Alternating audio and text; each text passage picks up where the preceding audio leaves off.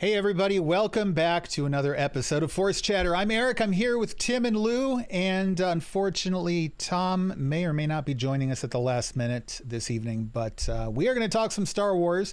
We've got, it's not a big news week, we have some things to cover about this last episode of The Bad Batch, and an interesting admission from J.J. Abrams, and a clarification on something by John Boyega. And the combination of those two things together, I think maybe is a little bit telling about some of the production of the sequel trilogy. So we're going to talk about that in just a minute. But while I finish setting a couple of technical things up, Lou, how are you doing tonight? I am doing pretty well. Yeah? Yeah, no complaints. And you're all caught up on Bad Batch, right? Oh, yeah. All right. Still liking it. I watched that first thing Friday morning. All right. Well, you're ahead of me then. I didn't get to see it until Friday evening. So, and let me mute that computer. There we go. Tim, how are you doing tonight? I'm doing well. Yeah. We have hit the disgusting phase of summer. Yeah. It's not even summer yet. It's not even summer. We hit 94 today here in central New York with a heat index of like 99 or something. Yeah. Too hot for me. No, I'm done. I'm done. Yeah. I know people love that sort of thing, but it's too much. It's too hot. The only time I like that is if I'm on the beach with a drink in my hand on vacation. Yes. Any other time, if it's over 75, I get cranky. Yep. I can do up to 80 comfortably, and then if it's above 80, it's a little rough. And once it hits 90, I'd rather just be indoors. Like 90 and above, for me, it's a little bit too much. Sorry. Yeah. I'll Agreed. You beach bums, you beach lovers, I guess I should say, out there, more power to you. Go and enjoy it. I know a lot of people were a little frustrated with how the spring weather went, but hey, here you go. You got what you wanted. Enjoy it. Mm-hmm. I'm loving my air conditioning and my Disney Plus streaming. So we're going to be talking about this last episode of The Bad Batch. And I want to point out that while I'm talking, can one of you guys look up the episode number? Because if somebody's watching this later on, I want to make sure that we're clear in which episodes we're spoiling, which ones we aren't. So today is June 6th. So this is the episode that would have come out June 4th. And we're not really going to be spoiling it. So that's the thing. It's not about what happens in the story. It's really just about a conversation that happens at the very end. It's the type of thing you would normally see in a post-credit scene, though it happens before the credits. And it's just a question of they don't show who is in the hologram that these characters are talking to. And so that's what we're going to talk about. We're going to give our speculation on who that might be, because it's kind of been a topic in our Discord server, on YouTube, things like that. And we kind of want to clarify that. So it's episode 6 titled Decommissioned. Decommissioned, episode 6. Okay. I thought it was episode 5. Decommissioned. No, 5 was Rampage. Okay. Okay. Either way, it's decommissioned. So if you're really sensitive about spoilers, then steer clear of this first part of the conversation. But I'm telling you, we're not really going to spoil anything that happened in the episode. We're only going to be talking about the two guest characters. And then they were having a conversation with somebody at the end of the episode, and we're just going to speculate on who that is. Don't worry. Okay. So this is a pretty decent episode. I don't know. We haven't really delved into The Bad Batch as a series too much. Just in a nutshell, what are your thoughts on it? Tim, what are you thinking about The Bad Batch? I know we talked a little bit about it at the beginning of the series, the first episode or two, but we haven't really touched on it since then. And like you said, we're on episode number 6 now. Still liking it? Yeah. So far, so good. I'm having a good time with it. I think it's a lot of fun. Obviously it's still focused on the Bad Batch, but we're getting little nuggets here and there of what else is going on in the galaxy, while it is very actively in this transition from being organized under the Republic to now being organized under the First Galactic Empire. All hail. And plus we're also seeing collisions of storylines, which is really cool. Back in episode 5, we saw, in episode 4, we saw Fennec Shand up here. We got, and then in this episode, we got Trace and Rafa, who we saw with Ahsoka before in the extended Clone Wars series. Yeah. Which I thought was a pretty good story arc for that series. I actually liked that story arc better than I liked the Bad Batch story arc. Probably because it felt like it had more character development. Sure. But it was kind of nice seeing the two groups together, those two characters and the characters from the Bad Batch. Lou, what have you been thinking of the series so far? Yeah, a lot like Tim had said. I mean, I like the way they're taking the direction of this. I don't think any of us had that in mind when we knew this was coming about. Having them set this in the time frame of when the, Empire is taking over and how that transition happened, and then even down to the transition of, hey, turn in your credits, we'll give you these new ones, and it's definitely that big brother looking over you, and people are just kind of saying, yeah, we like order, so yeah, we'll just go along with this. And I like that transition. I like the fact that we're getting information about that time frame. It's not intruding on what we already know, but it's just adding to the richness of the universe. Yeah, I would agree with that. I had said before, I went on record saying that I'm not that interested in the Bad Batch, but that I expected it would be okay once I started watching, and that's pretty much where I'm at. I'm much more comfortable with the characters now. I still kind of feel like they need to differentiate a little bit between, the names are escaping me now. Echo and Tech. Yeah, they seem. Oh yeah. There's so much kind of overlap in their archetype. You've got the techie, and those then two you've especially. got the techie. Yeah. So yeah. They're not exactly the same personality, but they're close enough. They need to do something to differentiate those characters a little bit. That's a minor quibble. I mean, overall, I've been enjoying the show. And then this last episode was pretty good. We get to the end of it, and the two characters whose names I forget again. Tim, you're going to have to keep helping me out on that, I think. Trace and Rafa. Trace and Rafa. Okay. They place a call, and it's a hologram that you see from behind the hologram, and all you catch is just the shoulder of the character. But to initiate the call, one of them says, put him through R7 or something along those lines. And they refer to the character as a him.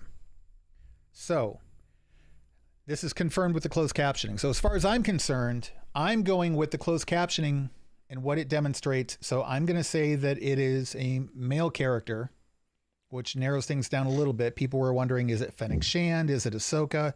I'm going to say no. Do you guys have any speculation on who it might be? I'll tell you, my very first thought on this was Darth Maul.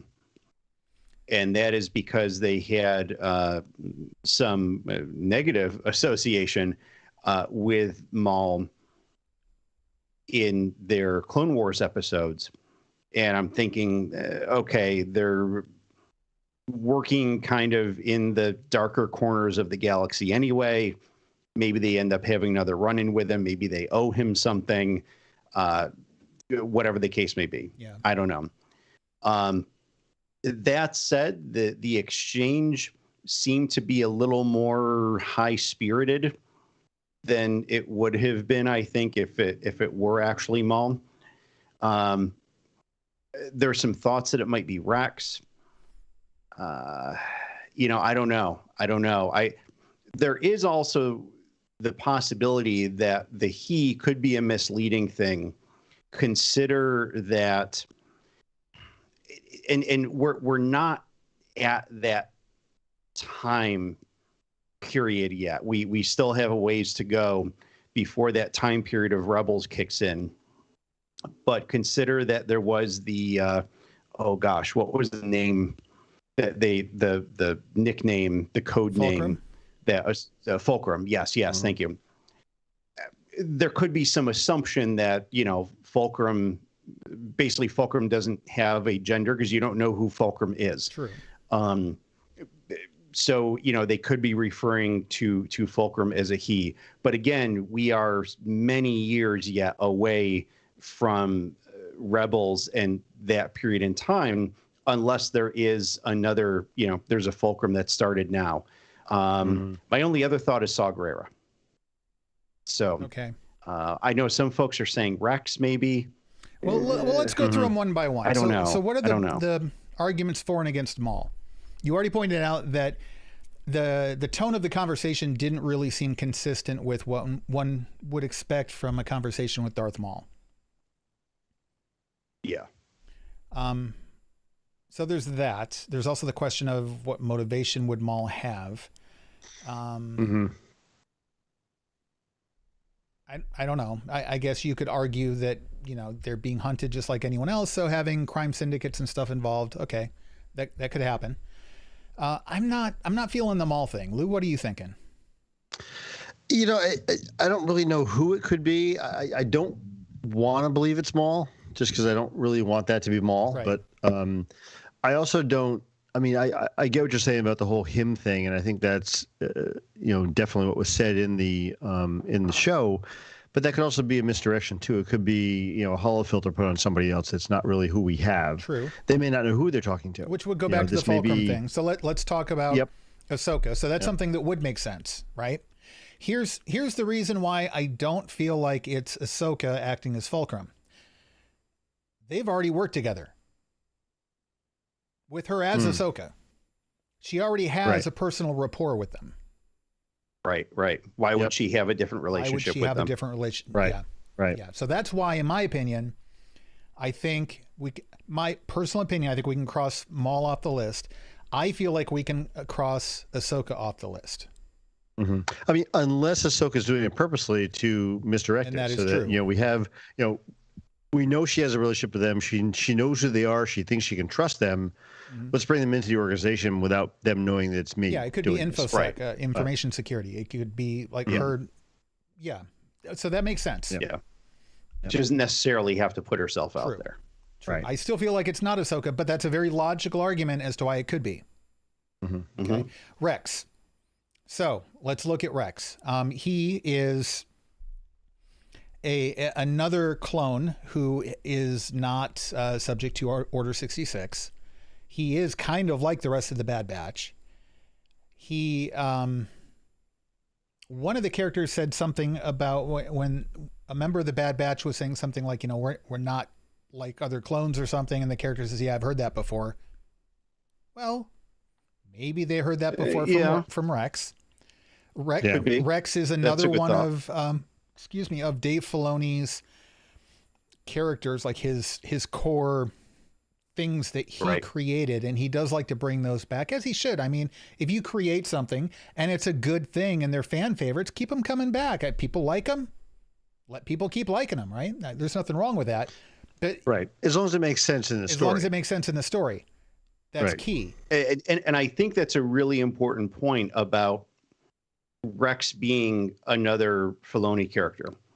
And, this is another Filoni series. And Dave has certain characters that he likes to gravitate toward. Mm-hmm. So it makes it completely and totally reasonable and rational that it could be Rex. And don't get me wrong, I like Rex. And I think it would be a good way to introduce him to the series because I think ultimately Clone Force 99 does need to meet him again. So it would make sense. It would work. Yeah. Moving along, another one that I don't think we mentioned yet is Bail Organa. Oh, okay. I hadn't even thought of that. You're absolutely right. So, you're absolutely right. Also worked with Fulcrum. In fact, I think recruited Ahsoka as Fulcrum. I think so, yeah. And you notice what we see, the kind of the shoulder thing kind of does match one of the outfits he was wearing in episode 3. Bail Organa would fit, and it would make sense that he would be on the hunt for a group of rogue clone troopers. not to quote hunt them down, but for benevolent reasons to locate them, to utilize them. Yeah. I think Bail Organa is probably a pretty solid pick. Who else did you mention, Tim? You had some others on the list, and I don't recall who you'd say. Saw Gerrera. Saw Gerrera. That's the other one. Saw. Yeah. I really hope it's not Saw Gerrera. I'm still not feeling the Saw Gerrera thing. Whether Clone Wars or Rogue One or like anything else, I'm just... and we've already had him in the series already too, right? Yes, he did appear very briefly. I kind of feel like, why make him a secret then? Like, you've already brought him in. He's not a secret now. Well, it's a secret to these two. But it's not a secret to the audience. Maybe, right. I mean, in the end, no matter who it is, I mean, I think we know it's going to be somebody that we know. They wouldn't have done it that way without hiding who it is, because we're going to be like, oh my God, at the end, when they reveal it, right? Yeah. So we're going to have somebody that we know. I just hope it makes sense and it's not just fan service. That's all I really want out of that. Yeah. I trust Filoni. I mean, I said that before, like back when I was talking about, I'm not into the Bad Batch, but I trust Filoni, and I think he's going to give us a show that I'm going to enjoy, and I was right.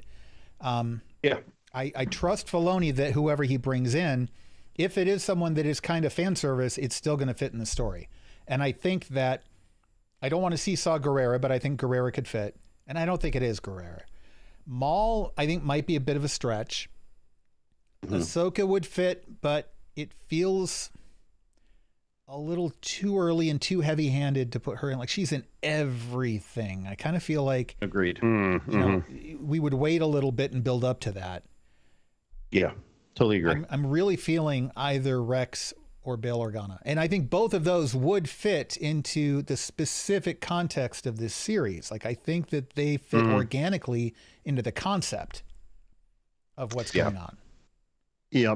And I think that, especially if it's Bail, I really like that thought of Bail, because, as I said, we're getting more information about how this transition happened. And part of that transition is how the rebels start, how this organization forms to, try to combat against the Empire. And he is at the heart of this, And it would make sense that the Bad Batch would fit into that role. Like, they would be, hey, we were what came before, and now we're going to be part of what's coming next. And that transition, I think, would fit this story. Because really, what is the Bad Batch series about? What is the story? What, from getting from point A to point B, the beginning of the book to the end of the book, what is the book about? Like, that really hasn't been told to us. We know what the characters are about. We know that, hey, they're a rogue group of troopers, period. End of paragraph. We don't know where they're going. Yeah.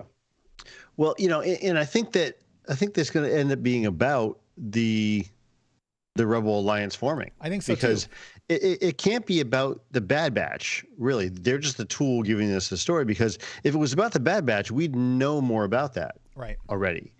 Obviously they were an experiment. We don't know what the, Kaminoans are doing to develop them. They're working on it. They want to get they want to get Omega back. We don't know what her role in this is. And there's a big mystery surrounding Omega. Right. But it all seems like a subplot to me to what the story is of how the transition's happening, where the players are being moved to, and where the pieces are going to be for setting up for, Rogue One and or, Episode 4. The only thing to keep in mind about that, and I agree with you, Lou, I think that they're doing that, but we're talking the super, super early days of the rebellion, because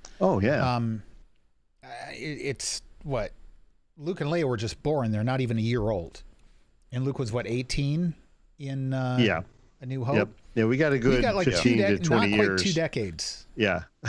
Before we get to the Death Star blowing up. Before we get to Rogue One.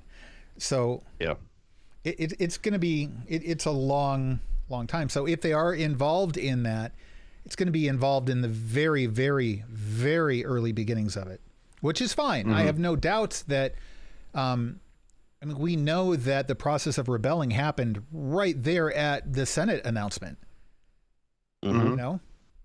And you got to figure it's got to take them, what, 6, 7, 8 years just to get things kind of in place. Mm-hmm. And then a long protested battle for them, working under the radar, trying to get things moving along until they get a big win like the Death You're Star. right. They have to build resistance cells. They have to acquire resources.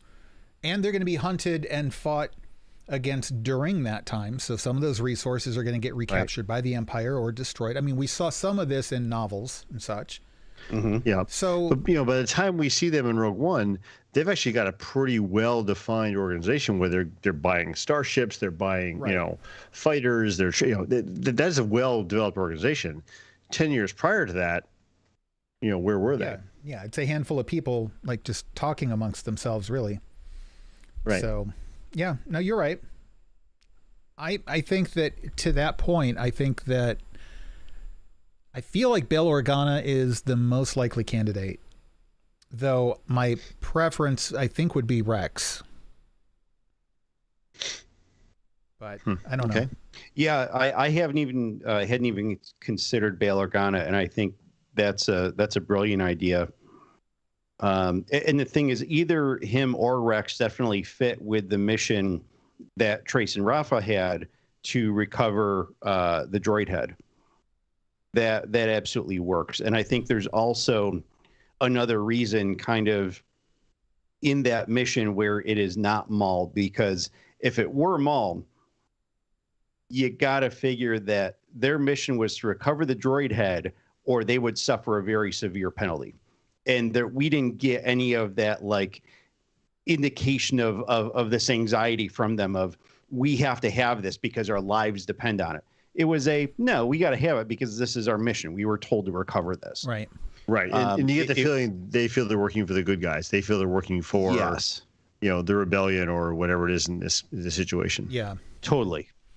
Yeah. All right. We're going to move on to our other topics for this episode.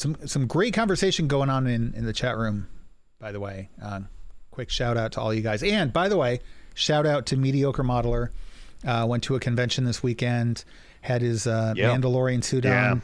I didn't see the Battlestar Galactica one yet, but that Mando suit looking pretty sweet, man. Yeah. It sounds like he had a good time. Good. So I'm pretty happy to hear that. Check out his Mediocre Modeler YouTube page too.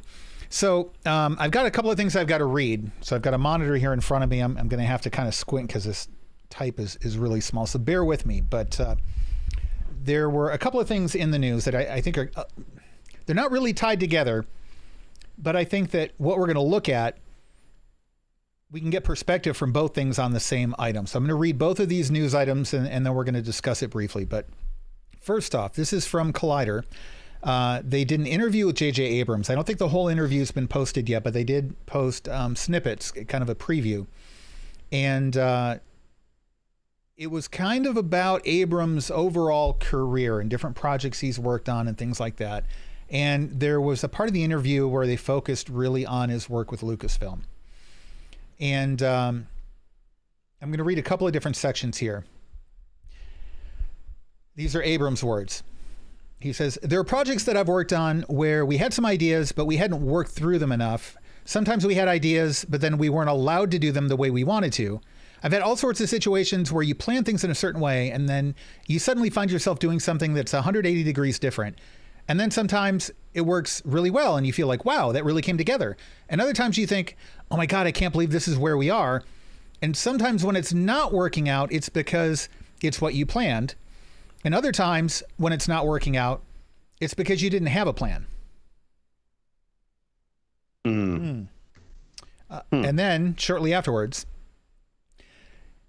he talks about, learning the hard way that it's better to have a plan. He says, you just never really know. But having a plan, I've learned, in some cases the hard way, is the most critical thing. Because otherwise you don't know what you're setting up. You don't know what to emphasize. Because if you don't know the inevitable of the story, you're just as good as your last sequence or effect or joke or whatever. But you want to be leading to something inevitable. So put a pin in that for a minute. I hate that phrase, by the way, but it works here. On to John Boyega. So this is from an interview that was conducted by Jake's Takes. I have no idea who that is. I'm getting this article from comingsoon.net, by the way, so credit to them for catching this and then letting the rest of us know about it, because I would have never caught Jake's Takes, whatever it is. This is back in 2020. He's talking about if he would come back to reprise the role of Finn. And he says, whichever way, I'm open to the conversation as long as it's Kathleen, JJ, and maybe someone else, and the team, then it's a no-brainer. So he says as long as the old team, Kennedy and Abrams are involved, he would be willing to come back to the role of Finn. I point that out because we've seen stuff where Boyega has called out Lucasfilm, and I don't think it was out of hatred. Okay, he wasn't bashing Lucasfilm. He called them out. Yeah, he gave them constructive feedback on a mistake that he believes that they made in how they handled things. And I respect that. I mean, he was specific. He had specific criticisms about specific things. I don't think it was out of a place of hatred. But people assumed, well, you know, we're never going to see Finn again. And it seemed pretty clear. I inferred that same thing. Here he's clarifying that apparently his issues are not with Oscar Isaacs, Daisy Ridley, etc., and they're also not with J.J. Abrams or Kathleen Kennedy as individuals, to the point where he would be willing to work with them again as Finn if it was that team. So it's interesting that he, like, I don't know if it's intentional, but there's a glaring omission of Rian Johnson. There is. In this statement. Which is ironic, because I want to say that a lot of the complaints that Boyega had about, you know, how his character was not really used and things like that, you could argue that he had more to do in Rian Johnson's film than he did in the others. Kind of. Yeah. Just because he had more to do doesn't mean he liked it better, though. Well, that's true. That's fair. True. But yeah, it's interesting. I mean, I obviously, when someone is mistreated like that, they're going to have an emotional response to it, and Sure. and he certainly did. And so it definitely seems that over time he realizes, okay, it was bad, and there's some things that need to change, but I would be interested in going back to it under certain circumstances. And I would certainly hope that Lucasfilm has listened. They really didn't put out a whole lot in response to what Boyega had said. And I do hope that things there will change. And I think that if Finn were to come back, if they were to have a story for him, and John Boyega was willing and able to reprise that role, I think that he could help shepherd that in. And he also has, you know, John Boyega has a pretty good perspective. I like him as an actor. He's also a director. So, and there is a certain regard that happens with actors who do have good experience as directors on a set, even if they are not directing. And I think especially for someone like him who has there's a very legitimate social platform of change that he is trying to spur, which let's face it, it's not just Lucasfilm. It's a lot of studios, it's a lot of directors, it's an endemic problem that continues to happen. And, you know, I think he's one of those people that can make some change. He has passion for it. He has a lot of charisma and enthusiasm. And I think that can also help carry that a long way. Yeah. I think, listen, I don't know people at Lucasfilm very well. I don't have a bunch of inside connections and all that, but I can say that I've spent a very little amount of time with a lot of people from Lucasfilm. And I know the two of you have gotten to meet some over the years as well.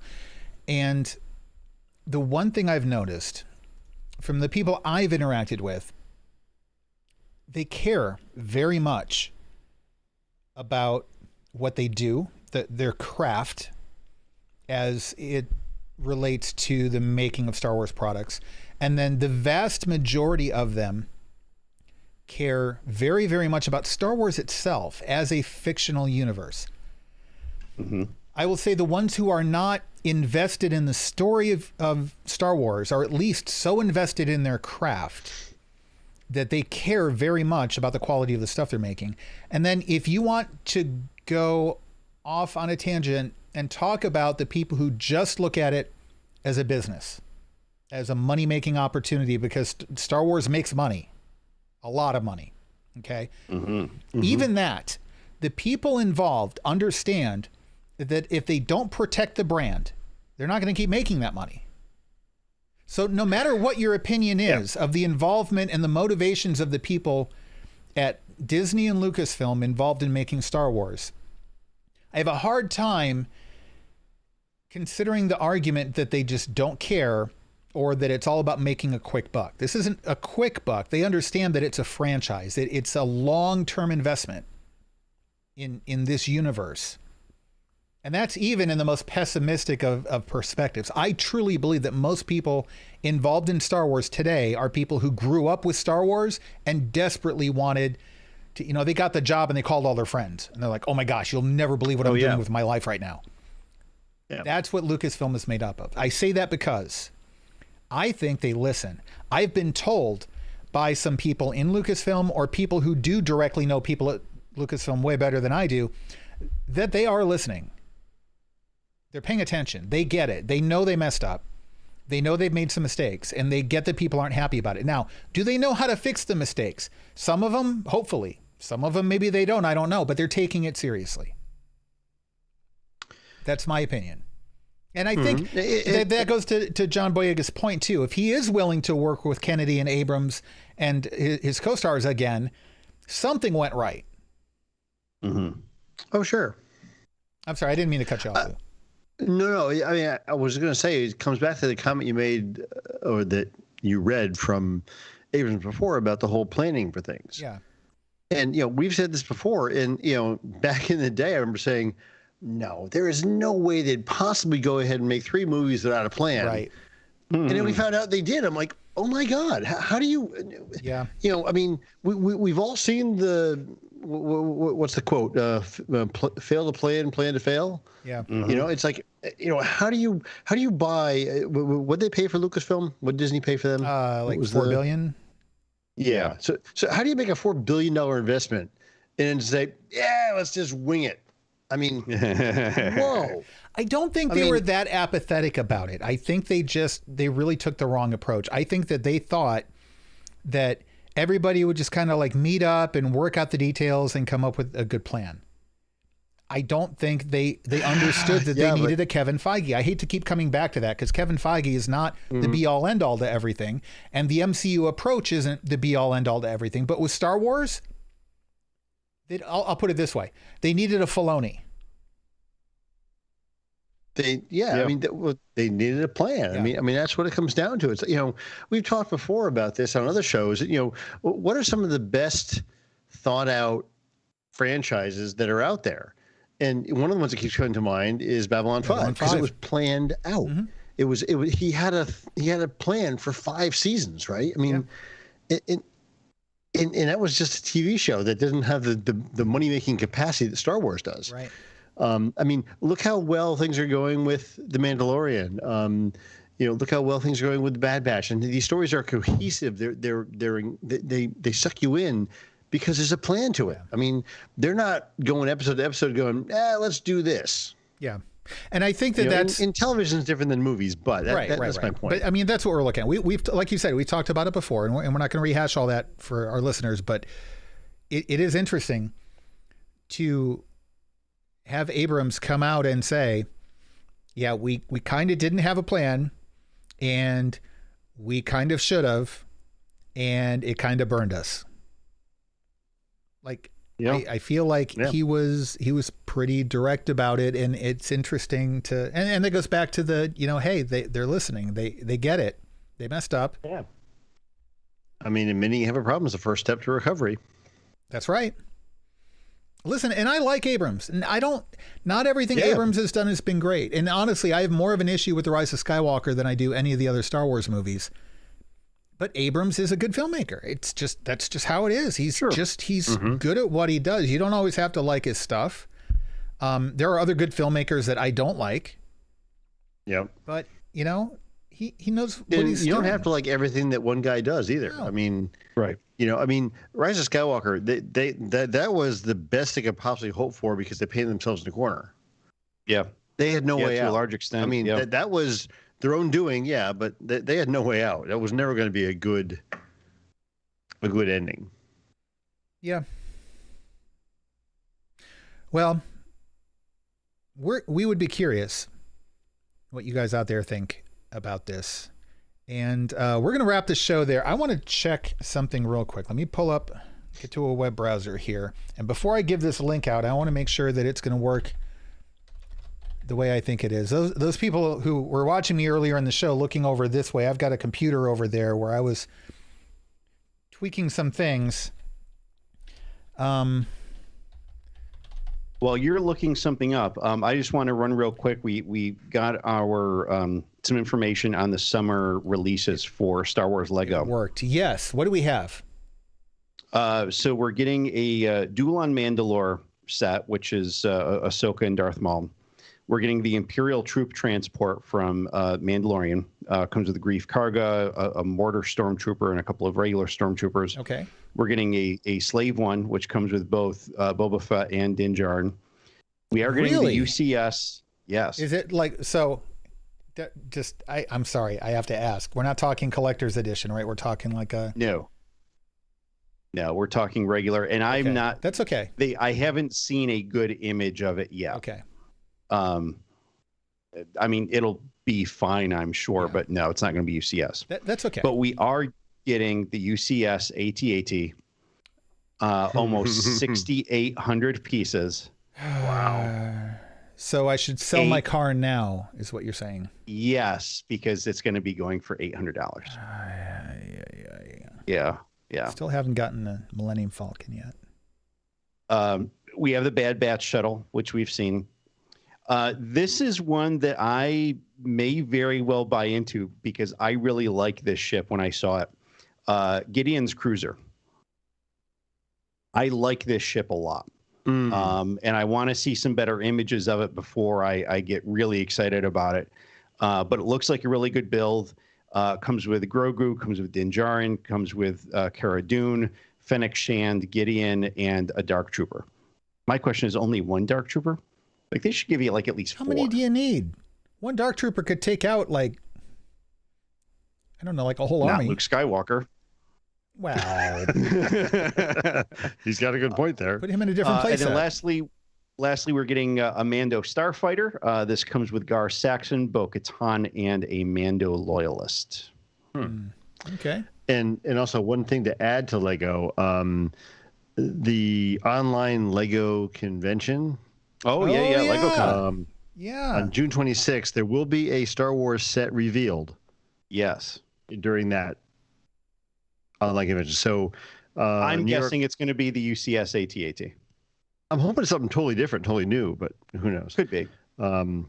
This is on June 26th, 5 p.m. London time, 12 p.m. New York time, and 9 a.m. LA time. So. Interesting. Okay.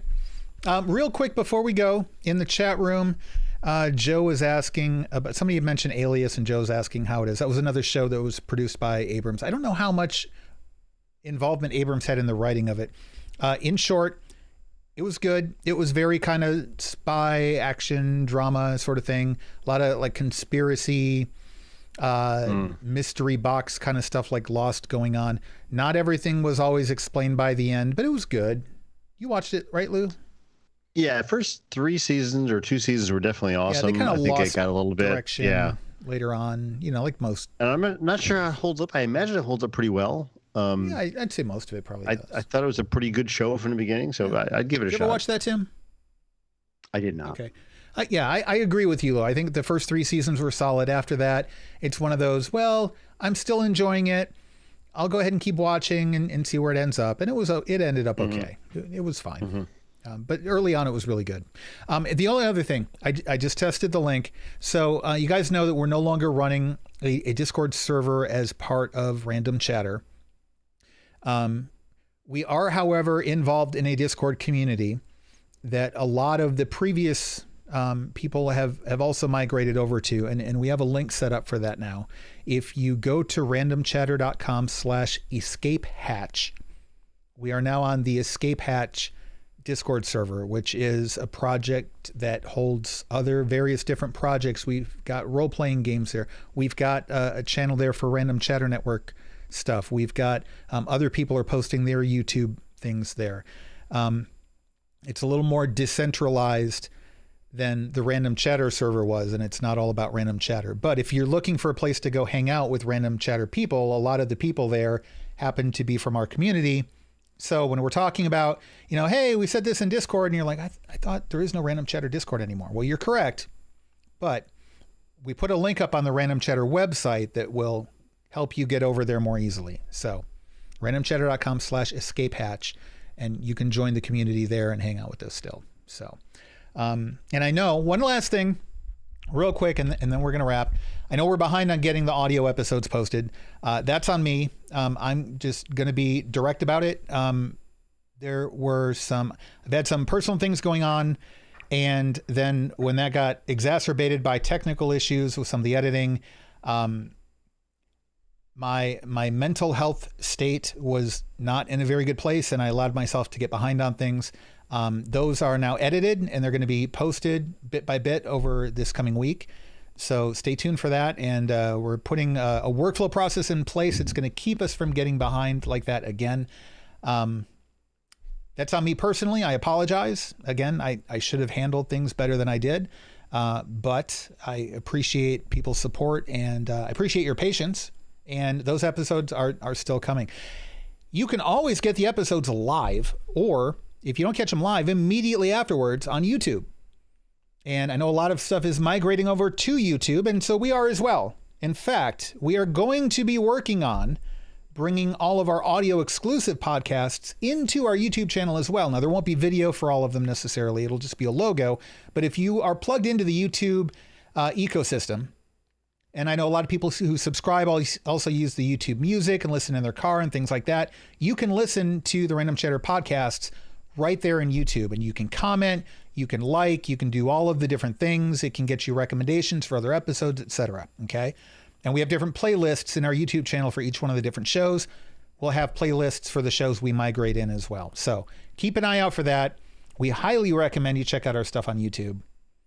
And to do that, youtube.com/randomchatter or randomchatter.com/YouTube. If you forget which way to go, both of them work. It's all good. That's going to do it for this episode of Force Chatter. We're going to be back for you people who are watching this live. We're going to be back in a few minutes to take on Random Chatter. We do have a review show and a lightning round show coming up, and we've got some good things in there for you. So stay tuned.